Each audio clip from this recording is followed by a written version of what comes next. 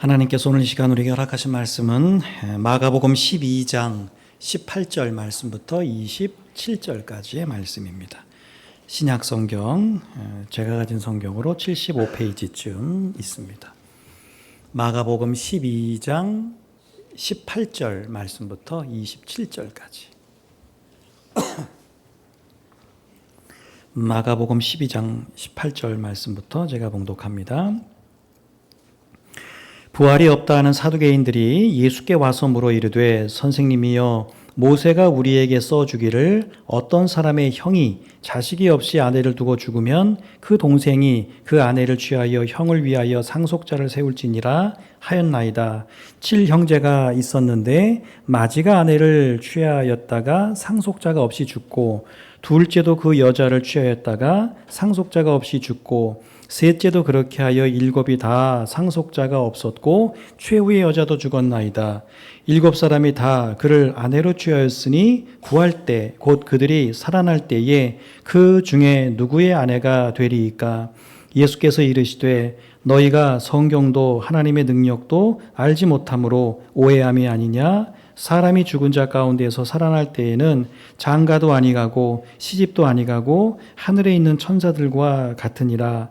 죽은 자가 살아난다는 것을 말할진대 너희가 모세의 책 중 가시나무 떨기에 관한 글에 하나님께서 모세에게 이르시되 나는 아브라함의 하나님이요 이삭의 하나님이요 야곱의 하나님이로라 하신 말씀을 읽어보지 못하였느냐. 하나님은 죽은 자의 하나님이 아니요 산 자의 하나님이시라 너희가 크게 오해하였도다 하시니라. 아멘. 엄마 뱃속에 쌍둥이 태아가 있었습니다. 하나에는 믿음이 있었고 하나에는 믿음이 없었습니다. 믿음 없는 우리 태아 아이가 이야기합니다. 우리의 삶은 이 좁고 어두운 뱃속이 전부야. 태어난 이후의 삶은 없어. 그러니까 믿음 있는 아이가 이야기합니다. 아니야, 이 뱃속의 시간은 다가올 진짜 삶을 준비하는 과정일 뿐이야. 태어나면 우리는 엄마의 얼굴도 직접 보게 될 거고 넓고 밝은 세상에 나가서 두 발로 걸을 수 있을 거야. 믿음 없는 아이가 코웃음 치면서 이야기하죠. 엄마가 어디 있어? 한 번도 본 적이 없는데 탯줄이 끊기면 모든 게 끝나는 거야. 이렇게 대답을 했다는 거죠. 여러분, 오늘 말씀에 등장하는 사두개인이라고 하는 사람들이 바로 이 믿음 없는 우리 쌍둥이 중에서 요 한 명, 믿음 없는 태아와 같습니다. 이들은 이 땅의 좁은 시야로만 세상을 바라보면서 하나님께서 예비하신 새롭고 놀라운 부활의 세계를 오해했습니다. 자, 오늘 말씀은 우리의 상상을 뛰어넘는 부활의 영광에 관한 말씀입니다. 오늘 부활에 관한 말씀입니다. 세금에 관한 논쟁에서 패한 바리새인 그리고 헤롯 당원 이런 사람들이 물러간 다음에 이제는 사두개인들이 그 바통을 이어받아서 나섭니다. 여러분, 바리새인, 헤롯 당원, 사두개인 이런 사람들이 계속해서 예수님을 괴롭히는 걸 이걸 보면 그 시대에 그 유대의 지도자급에 있었던 사람들이 참 예수님을 많이 싫어했다 이런 걸 알 수 있습니다. 그러니까 이런 걸 보면 진리와 어떤 그 진실을 이야기한다고 해서 모든 사람들이 좋아하거나 받아들이는 건 아닌 것 같습니다. 자, 사두개인들, 이 사람들은 우리가 성경이 66권이잖아요, 오늘날. 근데 이 시대에는 구약 성경만 있는데 구약 성경 중에서도 모세오경이라고 해서 성경 앞에 있는 5권의 책만을 이렇게 하나님의 말씀이다 이렇게 믿는 그런 사람들이었습니다. 성경 앞에 뭐가 있죠? 창세기, 출애굽기, 레위기, 민수기, 신명기 이 5권의 책만 하나님의 말씀이다, 성경이다 믿는 사람들입니다. 자, 그러다 보니까 천국과 부활에 대해서 믿지 않았습니다. 왜? 그 창세기부터 신명기까지는 이 부활에 대해서 또 천국에 대해서 구체적인 말씀이 거긴 사실 없거든요. 그러다 보니까 천국과 부활은 이제 그 이후에 나오는 말씀들이 있는데 자기들은 그것만 딱 믿으니까 천국 없어, 부활 없어 뭐 이런 이야기들을 하는 겁니다. 자, 이 사람들이 부활을 믿지도 않아요. 그런데 오늘 말씀에 보면 부활에 관해서 예수님께 질문하는 걸 볼 수 있으면 조금 이상하죠. 어처구니가 없습니다. 자, 그것도 아주 이상한 질문. 실제로 일어날 가능성이 없는, 뭐 거의 없는 게 아니라 없는 이런 그런 상황을 인위적으로 만들어서 예수님께 부활에 대해서 질문을 합니다. 자, 7 형제가 있었다. 근데 맨 위에 형이 결혼을 했어요. 근데 불행하게도 이 형이 자녀를 낳지 못한 상태에서 죽음을 맞게 됩니다. 자, 그래서 바로 아랫 동생이 그 형수를 다시 아내로 맞이하였는데 이 동생도 그만 자녀를 낳지 못한 상태로 죽게 됐다. 이런 상태가 셋째, 넷째, 7째까지 쭉 이어졌다라고 하는 거죠. 자, 그래서 결국은 이 7 형제가 다 그 형수 되는 사람들과 결혼을 했는데 결국은 뭐예요? 자녀를 낳지 못하고 다 일찍 죽게 됐다. 그리고 나중에 이 여자도 죽게 됐다.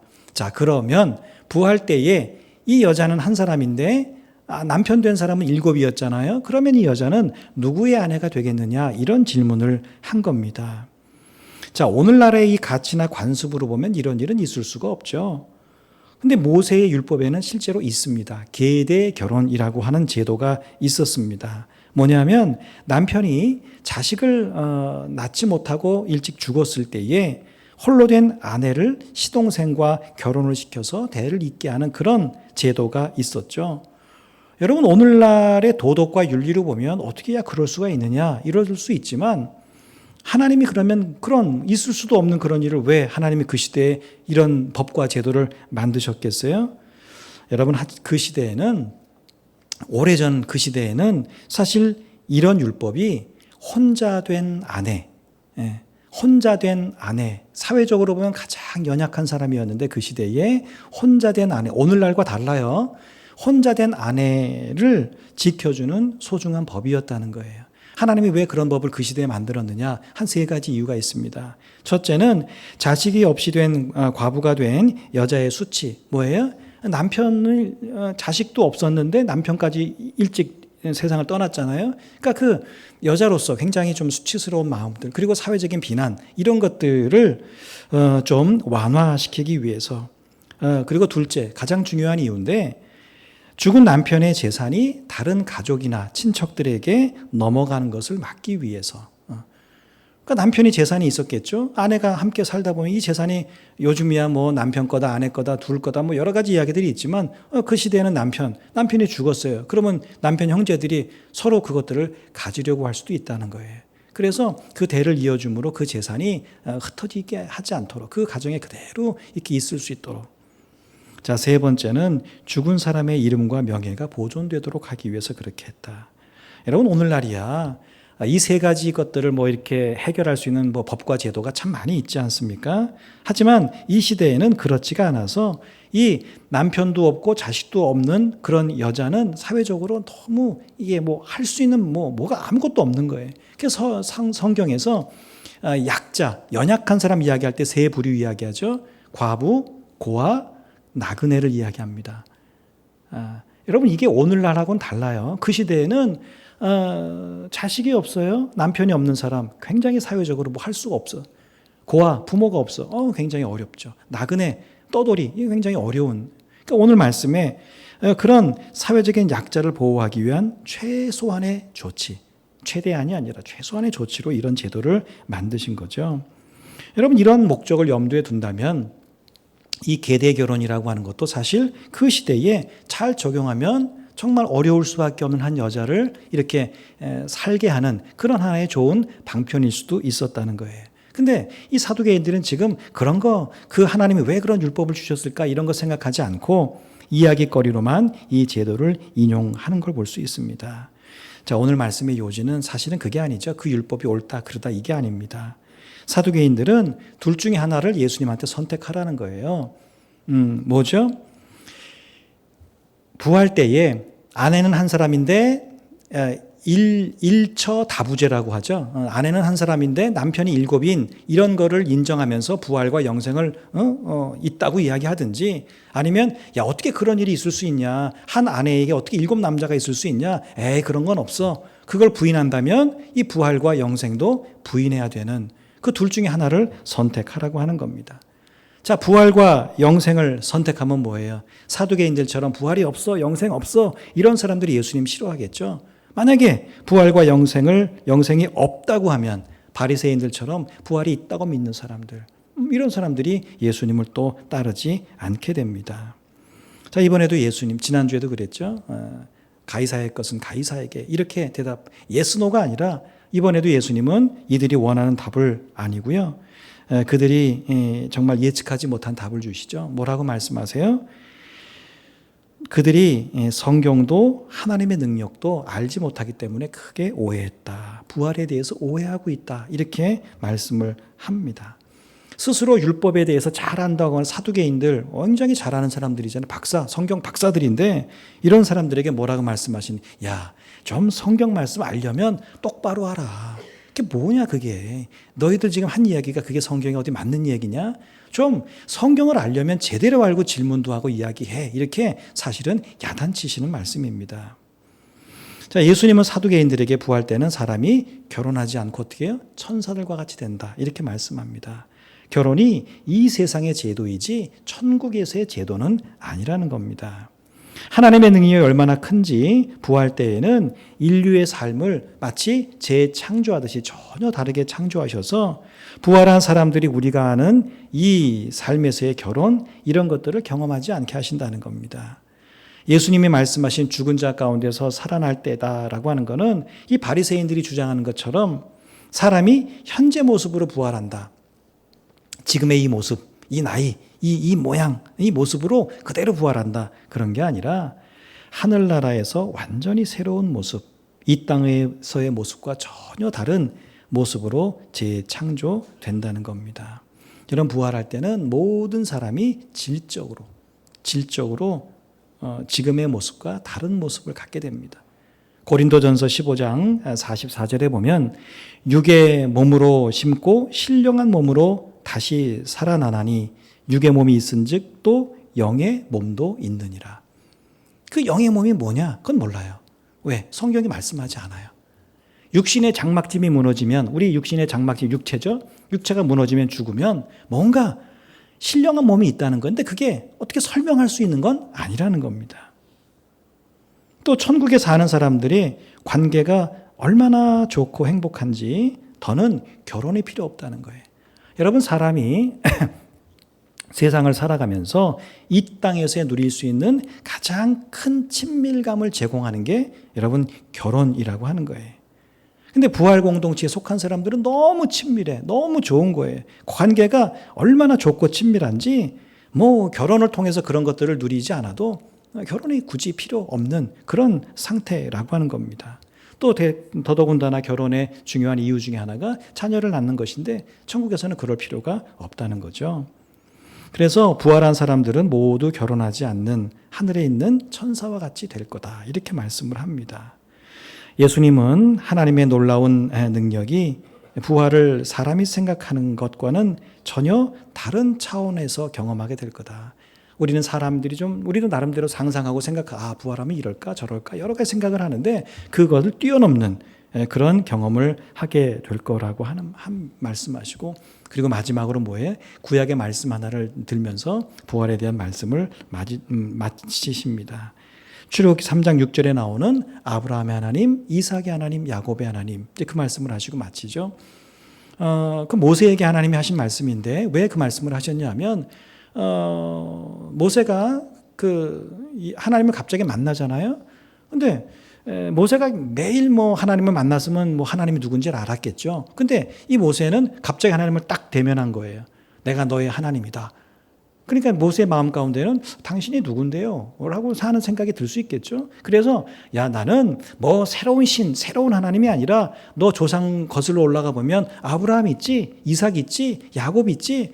그때부터 내가 그들의 하나님이 됐던 하나님이야. 그래서 새로운 신이 아니라 너희 조상 대대로 너희와 함께했던 너와도 함께할 그런 하나님이라고 하는 걸 모세에게 설명해 주기 위해서 아브라함의 하나님, 이삭의 하나님, 야곱의 하나님 이렇게 말씀하신 겁니다.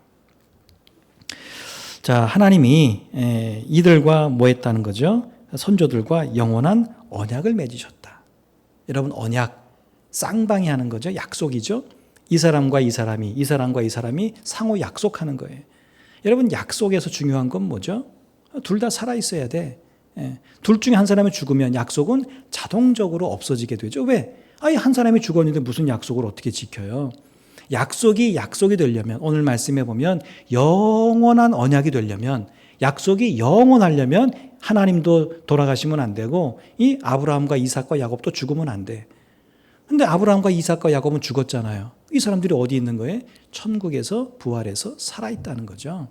그러니까 하나님과 이들과 맺은 언약은 지금 아브라함도 천국에서 살아있고 이삭도 야곱도 여전히 살아있기 때문에 그들과 맺은 언약은 하나님 여전히 유효하고, 그 유효하다는 건 하나님도 살아계신 하나님이라고 하는 증거가 된다. 이런 말씀으로 오늘 말씀을 마치고 계십니다. 자, 그러면서 마지막으로 뭐예요? 또 야단치시죠. 야, 너희가 성경과 하나님에 대해서 크게 오해했다.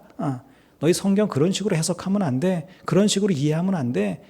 영생, 부활 뭐 그런 거를 뭐 그렇게 일곱 형제 예를 그런 거 엉터리야. 이렇게 지금 말씀하시는 겁니다. 여러분, 오늘 말씀은 부활이 어떤 건가에 대해서 우리에게 말씀을 합니다. 여러분, 부활은 우리가 이 땅에 사는 우리가 도저히 상상할 수 없는, 그죠? 우리도 상상력이라는 게 풍부하잖아요. 근데 우리가 아무리 상상해도 그 상상을 뛰어넘는 그런 놀랍고 좋은 거라고 하는 것이죠. 왜냐하면 부활은 썩어질 육의 몸으로 심어서 신령한 몸으로 다시 사는 것이기 때문에 그렇죠. 우리 육신은 결국은 언젠가 죽게 되잖아요. 그죠? 아무리 오래 살아도 뭐 100살, 뭐 120살, 뭐 더 못 살잖아요. 결국은 우리는 언젠가는 이 육신은 죽게 되고 썩어지게 되고, 그러나 뭐에 신령한 몸으로 다시 산다는 거죠. 여러분, 그래서 우리가 이 땅에서 아무리 부활에 대해서 생각해보고 상상해보고 뭐 온갖 예상을 하고 예측을 해도 여러분, 그 놀라움은 우리가 상상할 수 없다는 거죠. 이런 부활은 하나님의 능력이 모든 것을 완전히 새롭게 하는, 이러한 부활이 우리의 죽음을 이어간다는 거예요. 우리는 언젠가 죽겠죠? 근데 그 죽음에 이어져서 무슨 삶이 이어지는 거예요? 부활의 삶이 쭉 이어지는 것이죠. 그래서 우리는 이 땅에서의 삶을 신실하고 성실하게 살아내다가 부활의 마지막에 또 참여하게 되는 거죠. 여러분, 만약 바울이 그런 고백을 했죠. 만약 부활이 없다면 세상 모든 사람 중에 믿음을 가진 우리는 가장 불쌍한 사람이다. 왜냐하면 우리가 평생 믿음으로 사는 궁극적인 목적, 여러 가지 이유들이 있지만 진짜 이유와 목적은 뭐예요? 우리가 고단하고 힘들어도 그것들을 이겨내는 이유가 뭡니까? 그건 주어진 삶의 끝에는 믿음으로 감당하는 그런 이유가 뭐예요? 그건 결국은 부활이 있기 때문에 그런 것이죠. 고린도전서 15장 19절에 보면 만일 그리스도 안에서 우리가 바라는 것이 다만 이 세상의 삶뿐이면, 우리가 소망하는 게 단지 이 세상에서 잘 먹고 잘 살고 건강하고 오래 사는 게 이게 전부라고 하면 모든 사람 가운데 우리가 더욱 불쌍한 자다. 이렇게 말씀을 합니다. 여러분, 그게 전부라면 우리가 제일 불쌍한 사람이라는 거예요. 우리 일주일에 한 번씩 예배 드리잖아요. 그죠? 이 좋은 날 어디 물놀이 가든지 구경 가든지 누구 만나든지 먹든지 마시든지 얼마든지 할 수 있잖아요. 근데 우리는 이 시간에 늘 주일을 성수하고 하나님 앞에 한 시간 예배를 드리고 기도하고 성경을 보고 힘들고 어려워도 내가 믿음으로 살고, 여러분, 이런 것들이 내가 정말 부활이 없다면, 영생이 없다면 참 믿음 없는 사람들 입장에서 볼 때는 불쌍한 거라고 하는 거죠. 여러분, 세상에 질병이 무섭지 않고 죽음이 두렵지 않은 사람이 어디 있겠습니까? 사람이라면 누구나 다 두렵습니다. 우리 어르신들 여쭤보면 그래요. 그래, 난 죽는 거 두렵지 않아요. 근데 뭐가 두려우세요? 죽을 때 아프다 죽을까 봐. 이게 제일 걱정된다는 거예요, 본인. 그게 우리 마음대로 안 되잖아요. 그죠? 그러니까 우리 어른들이 그래, 죽는 거 한 번 죽는 거니까 그럴 수 있는데 너무 길게 아프다 죽을까 봐 그게 걱정이라고. 여러분이 건강 관리 하시죠? 왜 건강 관리 하세요? 오래 살기 위해서가 아니잖아요, 솔직히. 건강하게, 언젠간 죽을 텐데 그때까지 내가 아프지 않고 건강하게 살다가 하나님의 부름을 받기 위해서 우리는 건강도 관리하는 것이죠. 죽음은 다 두렵습니다. 여러분, 질병 두렵지 않은 사람 어디 있겠습니까? 아픈 거 좋아하는 사람 하나도 없어요. 다 안 아프고 사는 걸 다 원하죠. 그런데 여러분, 우리가 이 질병이라고 하는 것이 참 우리를 힘들게 하고 어렵게 하지만 우리에게는 어떤 소망이 있는 거예요? 천국에서는 질병도 없고 질병의 고통이 없음을 믿기 때문에 우리가 질병 가운데서도 소망을 갖는 것이죠. 여러분, 육신은 죽음을 맞이해요. 그런데 이 땅보다 더 좋은 천국이 있음을 믿기 때문에 내가 이 땅에서는 질병 때문에 많이 고통스럽고 육체적인 통증과 이런 것 때문에 너무 힘들었는데 그런데 이제는 천국 가면 그런 게 없기 때문에 우리는 두려움 속에서도 부활의 소망을 붙들고 우리는 질병도 이겨내기도 하고 죽음을 맞이할 수도 있는 것입니다. 오늘 우리도 사두개인들처럼 궁금한 게 있겠죠. 저도 궁금합니다. 야, 내 죽으면 진짜 천국 가면 내 아내, 내 자식, 다 부모 다 알아볼까? 그러면 부활하면은 나이는 몇 살로 부활하는 거야? 죽은 나이로 부활하는 거야? 아니면 20대로 부활하는 거야? 이런 생각도 할 수 있고요. 천국 가면 뭐 먹고 살지? 뭐 입을까? 이런 생각도 할 수 있고요. 근데 여러분 우리가 그런 생각들을 하고 궁금한 것들 많이 있겠지만 성경에 그런 것에 대한 내용은 사실 기록되어 있지 않습니다. 분명한 것 한 가지 있습니다. 그건 뭐죠? 우리가 상상하는 것 이상 우리가 상상하고 예상하고 예측하는 이럴 거야 라고 하는 그런 것과 비교되지 않을 정도로 하나님은 우리를 위해서 부활을 준비해 놓고 계시다라고 하는 겁니다. 그러니까 여러분 우리가 부활에 대해서 궁금한 건 천국 가면 한 번에 알게 되지 않겠습니까? 그죠? 아하 경험이라고 하잖아. 그죠? 아무리 설명하면 뭐예요? 딱 가서 이거구나. 우리 그런 경험들을 종종 하잖아요. 그 천국과 부활도 마찬가지인 것 같아요. 부활의 몸이라 신령한 몸이라는 게 도대체 어떤 거냐? 만져지는 거냐? 보여지는 거냐? 우리 여러 가지 궁금함이 있습니다. 천국은 어떻게 생겼냐? 여러 가지.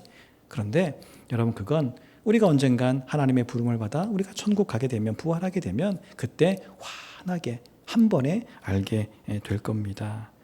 우리가 그런 것 대신에 그런 것에 대한 궁금증보다는 그 부활에 대한 믿음과 소망만큼은 우리가 굳게 붙잡고 가야 할 줄로 믿습니다.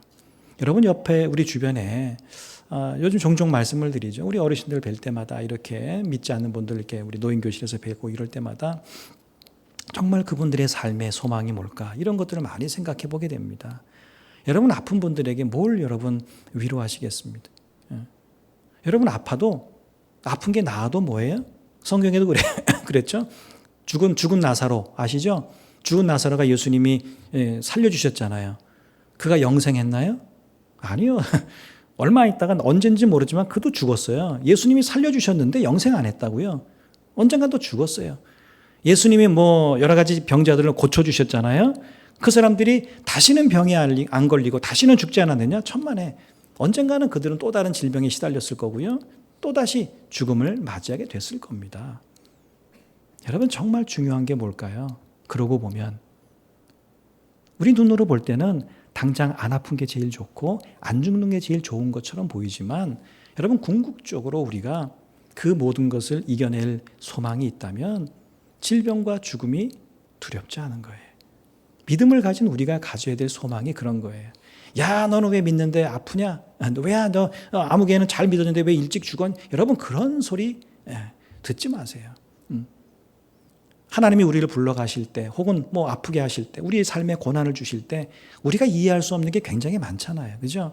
우리가 다 하나님의 그 높으신 생각과 계획들을 어떻게 다 알 수 있겠습니까? 그죠? 나중에 대해서야 조금 그때 그래서 그러셨구나 이 정도 우리가 알 수 있을 정도 아닙니까? 여러분 그러나 믿음을 가진 우리도 아플 수 있고요. 고난당할 수 있고요. 고통당할 수 있어요. 죽을 수도 있습니다. 애매한 사고를 당할 수도 있고.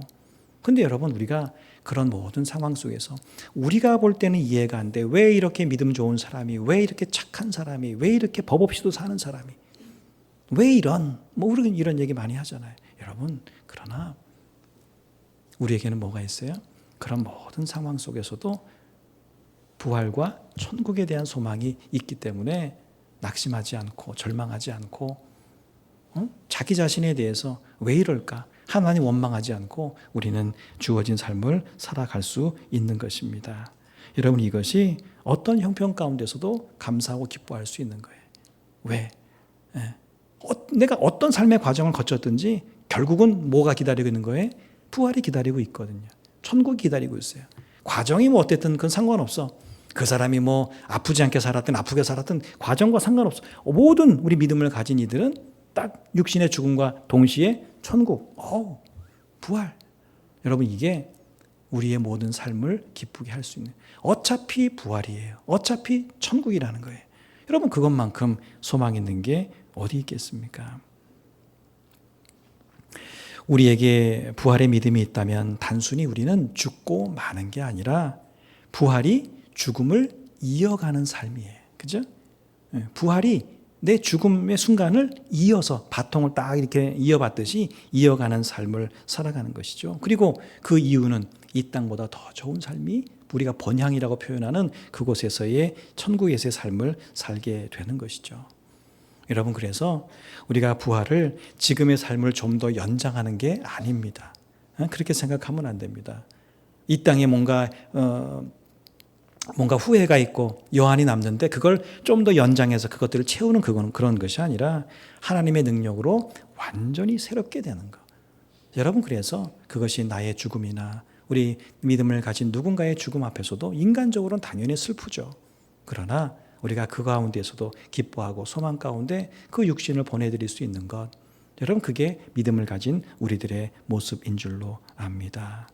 여러분, 질병과 노쇠와 죽음, 이런 것들이 우리 인생의 마지막 말이 되지 않도록, 우리가 언젠간 하나님의 부름을 받게 될 텐데, 그때 여러분, 우리의 하는 입술에서 말해 죽음이, 질병이, 노쇠가 이런 거가 아니라, 여러분, 그때의 마지막 말이, 우리가 그리스도인, 그리스도 안에서 우리가 마지막 말이 부활이요 생명이 될 수 있도록 합시다.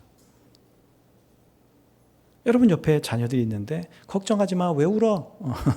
나 이제 천국 가는 거야, 부활하는 거야, 울지 마, 찬송해줘라, 기뻐해줘라. 여러분, 그게 옆에 있는 자녀들에게 얼마나 큰 힘이 되겠어요. 우리 부모가 막 죽기 싫어서 막 힘들게, 여러분, 그거 보는 자녀와 걱정하지 마, 사람 언젠가 다 죽게 돼 있어, 하나님 다 불러가시게 돼 있어, 그러나 나는 천국 갈 거야, 걱정하지 마, 오히려 기뻐하고 찬송하고 장례 때 기쁘게 모든 것들을 해라. 여러분, 이렇게 마지막 유언을 그렇게 한다면 여러분, 그게 얼마나 참 복된 모습이겠습니까? 오늘 사두개인들 좁은 생각으로 부활을 오해했지만 예수님은 우리에게 완전히 새로운 차원의 부활을 약속하셨습니다. 여러분, 그런 부활이 있기 때문에 우리는 이 땅 가운데서 비록 고난이 있고 질병이 있다 할지라도 그런 것들과 장차 우리가 누릴 영광은 좋게 비교할 수가 없는 줄로 믿습니다.